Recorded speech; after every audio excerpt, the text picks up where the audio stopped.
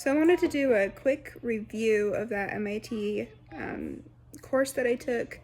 I've been talking about it. I had been talking about it for a long time. I put it off for like 3 years, and it is the one about like AI and business. And I'll try to remember the exact course name and put it in the description, but there are all of these courses that you can take from Ivy League schools, and if you take enough of them, then you walk away with a certificate, and some of the certificates and courses can work towards, I think, a master's degree. I think you might have to have a bachelor's degree to enroll, I'm not sure. But anyway, I think what it did is showed me how kind of slow and archaic we are with AI, because I think the AI we've all seen the movies, and just common sense tells us it's, dangerous. Hold on, sweetie. It's dangerous to let AI get too advanced and unchecked and go unchecked. I mean, it could be very dangerous. It could be one of those things like that take over the world, and it gets ahead of us, and then we can't stop it. And I think there's definitely a strong spiritual aspect to it as well, where we're all working towards this singularity, and a lot of people think they're going to upload their consciousness to this artificial intelligence network, kind of like we have the internet, except that all at once we can upload our entire consciousness and also receive all of the information, collective intelligence, and that human beings have accumulated, and more, because the artificial intelligence can learn faster and have perfect memory, and etc., etc. Can I have a little privacy, son? I don't want you in the video. Please. Okay. And then, so anyway, I think definitely with that, to me, the obvious deception is that when you upload your consciousness, you're no longer conscious. It's death. It's, you don't continue to have a free will and your spirit, etc.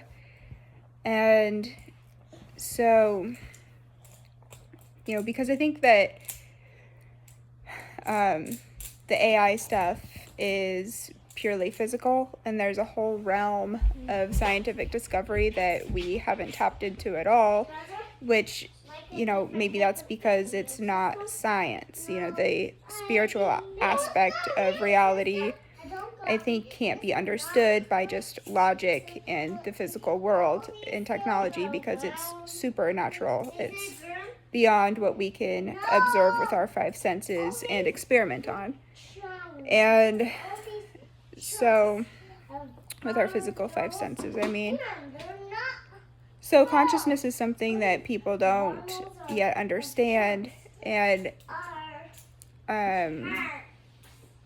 I think that that's a big deception, that we're someday going to be able to become part of this singularity and be super intelligent. I do think that leading up to that, though, we're going to have all kinds of bionics, if you want to call it that, where we have artificial limbs, and technology fills in gaps for all kinds of bodily, physical deficiencies. And I think with the stem cell stuff, that I don't see any reason why we won't be able to, if we can grow flesh in a lab to be sold in a marketplace to eat, we can certainly grow a human heart, a human cornea, maybe a spinal cord, and either install that surgically into our own bodies,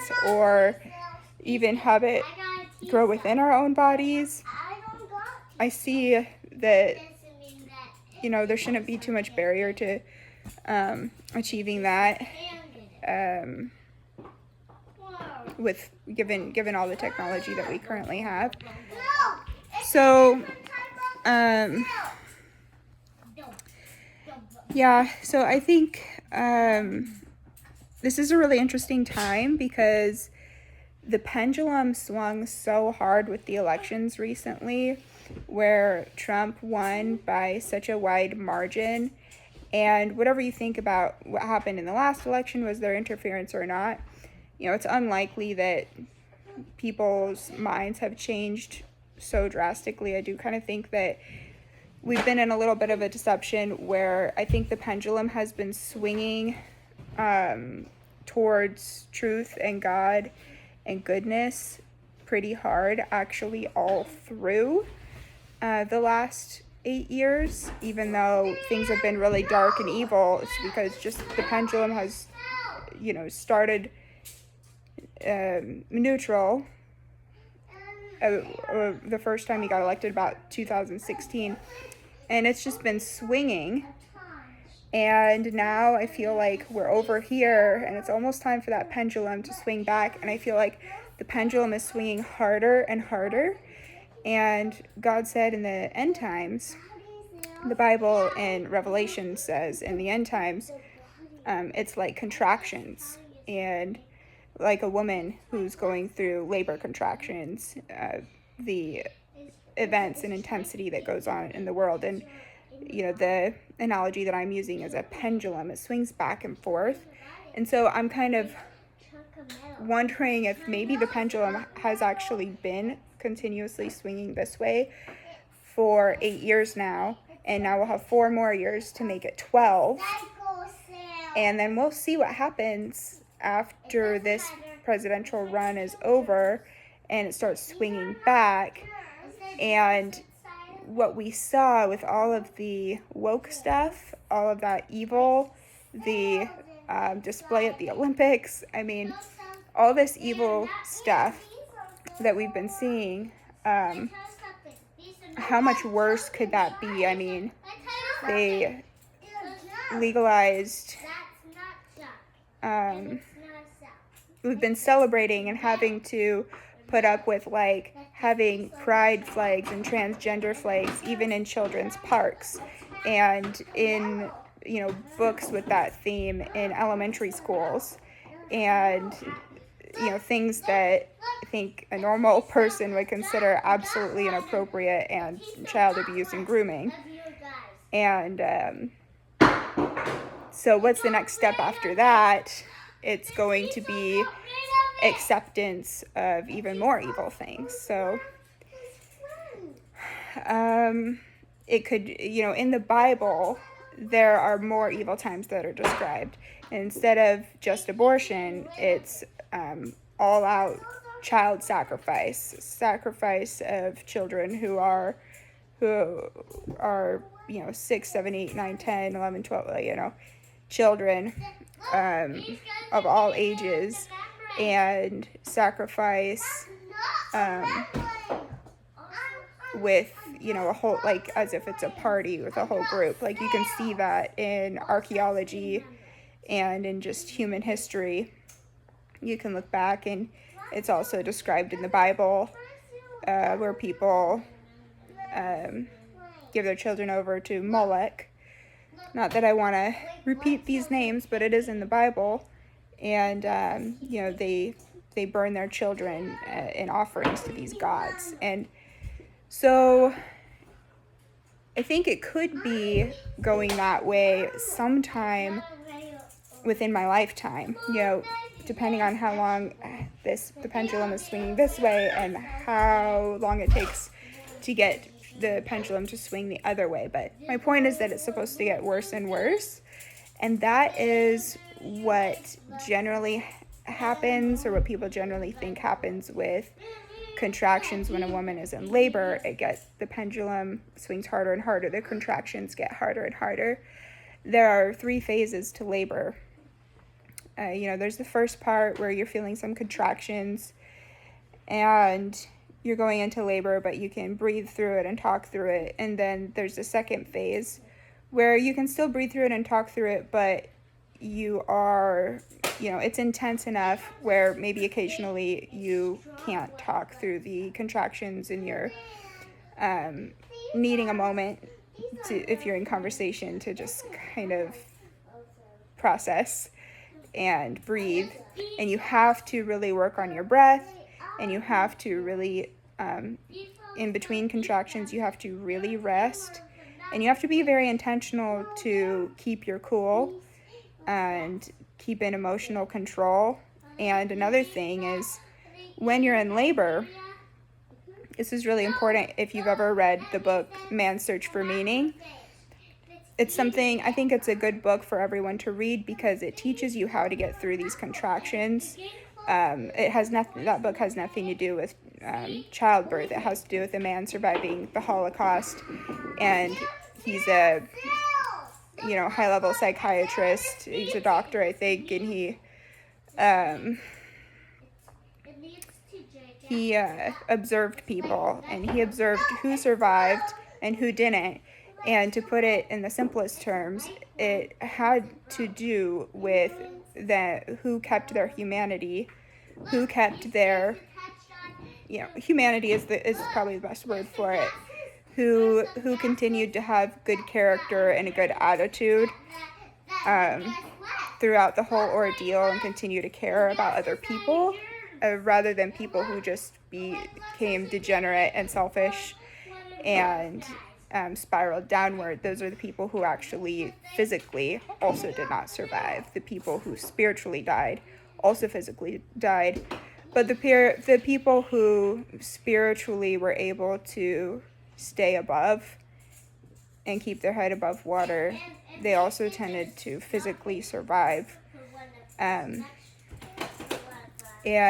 so this is similar with when you're in labor. People can be in labor for days. I've experienced being in labor for 5 days, which is very abnormal. 98 hours of contractions and whatever. Anyway, what I've learned by personal experience, and also from reading and listening to doulas and midwives and things, is you have to have love overcome your fear. And in more scientific terms, your oxytocin has to overcome your adrenaline. It's actually a scientific thing, not just a woo-woo or opinion or feeling or whatever. It's your oxytocin, which is basically, to put it really simply, your love hormones, the hormones that are associated with romance and feeling sleepy and lactating and having strong contractions, which help you give birth, and feeling love for your baby, and having a sense of peace and calm. All of those things are oxytocin related. And then adrenaline, most people understand what adrenaline is like. It's more like fear, intensity, maybe feeling a little scatterbrained or panicky, being out of control, being more explosive even, just, it's adrenaline. Those feelings have to be overcome by the oxytocin. And so when we're going through these political and societal contractions and periods of rest, it's so important to really take advantage of the periods of rest, to really truly rest and breathe and build up your spiritual health, your emotional, mental, psychological strength. And for me, and for a lot of people, that mostly comes from God. Having faith in God, having acceptance of whatever the outcomes are going to be, and having, before you give birth, you need to have a plan, an answer for anything medical that may come up, because if you're trying to make decisions in the middle of a contraction, like big medical decisions for yourself and for the baby, that is not a place to be in, and that's going to make you more frazzled and scatterbrained. And the Bible says keep watch. So we need to keep watch, be prepared in these times. We know that we are getting to a place of giving birth, which is when Jesus returns, and one thing that gets you through, and this is biblical as well, is strength comes from joy. And the Bible says that after a woman has given birth, she quickly forgets the labor pain that she went through because of the joy of having birthed a child. And, again, joy gives us strength.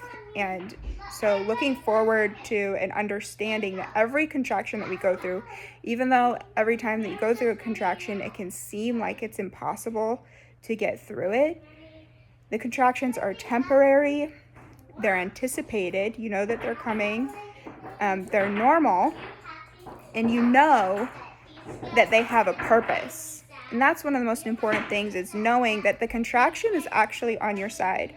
Even though it's a difficult time of struggle and it can seem like you don't know how you're going to be able to overcome it, and sometimes you might doubt that you can overcome it, you do overcome it. It's normal to go through struggles of all kinds. And just know that every time that you're going through one, the purpose is that it's getting you closer and closer to the end. And at the end, there's joy. And so, there's a great reward for enduring. You have to endure to the end, another biblical statement. We have to endure, and we have to run the race as if to win it. And so you have to go into this strengthening yourself beforehand and having your decisions made beforehand. So knowing that your alliance is with God, overcoming any strongholds you might have, any sin that remains in your life, overcome it, delete it, destroy it. So that, because the thing is, when you go into labor, and we're all in it, whether we know it or not, we're in the end times, and when we're in labor, we need to nourish ourselves, and it's very difficult to survive and have a healthy situation if you have not been living a godly life throughout. For example, if you're pregnant and you have been abusing your body and not eating healthy and not exercising the best you can, maybe you've been doing things that you shouldn't be doing while you're pregnant, and you're generally not living the healthiest life you possibly can, then you're not giving yourself the best possible chance to have a good labor experience. And the whole labor experience, yes, everybody goes through contractions, that it rains and shines on everybody. We all have good times and bad times in our life. But the whole thing can actually be an enjoyable experience if you know that there's a purpose for the pain that you're going through. And you know, and you have confidence that whatever happens, you already have an answer for it. If you're a Christian, it's quite simplified, because your answer is always, God is in control. I accept whatever outcome there is. I'm as prepared and educated as I can possibly be. And the rest of it is just out of my control, and accept that. If I educate myself as much as I can, and I've answered all of my questions beforehand, I've made all of the big life decisions beforehand, and then I accept whatever outcomes there are, and accept that I'm just not in control of what might come that's unexpected. Sometimes you just have to trust in God for the rest. And I think, for me, that gives me a lot of peace. There's a conclusion. there's a finality of the mental spinning when all of the decisions have been made and the rest you accept as being out of your control.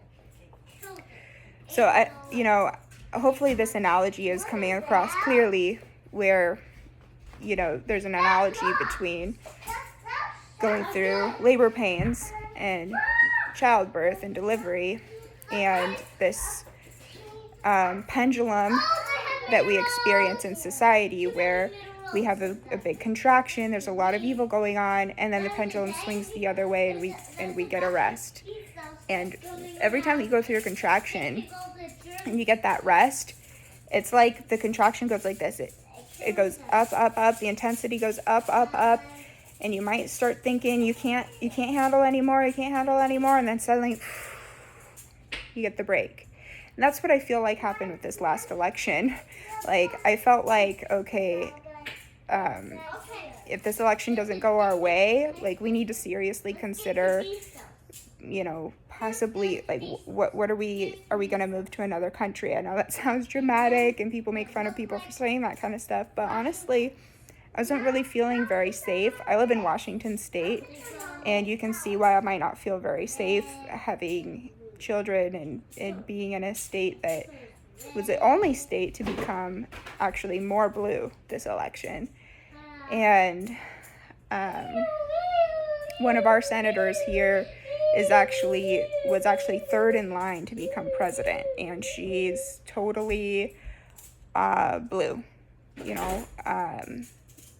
and so it is kind of scary living here, so that's why this election was pretty important to me. It just gave me so much hope and peace, and just made me feel like wrapped in a warm blanket, kind of, because not only do we get to have President Trump for 4 years, we also, so many people, it wasn't like he won by a little bit. He won by a lot. Like, I feel like I have the whole country backing me and supporting me and being on the same page with me. And it also gives me more evidence that maybe the last election wasn't, it either was rigged or whatever, or people just got a chance these last 4 years with the Biden administration and the forced medical decisions on us, and the wokeness and everything that happened over these past 4 years. And they were just able to see how evil it is, and it just became really clear to a lot of people, maybe, which is the right side. It's a battle between good and evil, and I know a lot of spiritual stuff is going on for people as well. My spiritual event happened when I was 27. It happened 6 years ago now, and I needed a spiritual experience like that to happen in order for me to ever have faith. And I think God has a plan, and he works in his own time, and those spiritual experiences are happening for people. And for a lot of people, we're not just born with faith. There has to be some kind of evidence, and sometimes the evidence has to be a personal experience that I can't doubt what happened to me any more than I can doubt that I have hair on my head, I'm a human, I'm breathing air. Like, I believe more in God and my spiritual experience than any of those things I just listed. Like, a spiritual experience in the presence of God and Jesus is more real than this physical reality. You realize this physical reality, people talk about the earth being a simulation. And before I became a Christian, I would say, okay, well, who's putting on the simulation? Like aliens or something or whatever. And but now having that supernatural experience, I totally agree. This is a simulation. This place is the fake place, and the supernatural world is reality. And we spend a very small amount of time on earth compared to eternity. So this is a blip. This is like where we were in heaven and we're just watching a movie. Like, what would happen if there was this place called Earth that existed, and we all lived on it together, and we all got a turn to play. And right now it's my turn to play in this movie that heaven is putting on called Life on Earth. And when it's all said and done, if I hopefully get back to heaven, then we're all gonna see how I did during my time on Earth and see what it was like when I was temporarily, blinded, and just, it's kind of like we're having a party and it's pin the tail on the donkey and somebody has to take their turn being blindfolded. I feel like when we come down to Earth, we forget the heavenly realm. It's part of the game, right? And when we get back to heaven, we remember everything and we see how we acted during our time on Earth. It's a test of our character, and I don't know what all the details are. That's just my fun idea of what's going on here. And so anyway, thanks for watching. I hope you enjoyed, and please do subscribe and like the video, because I would like to grow my channel. Have a good one.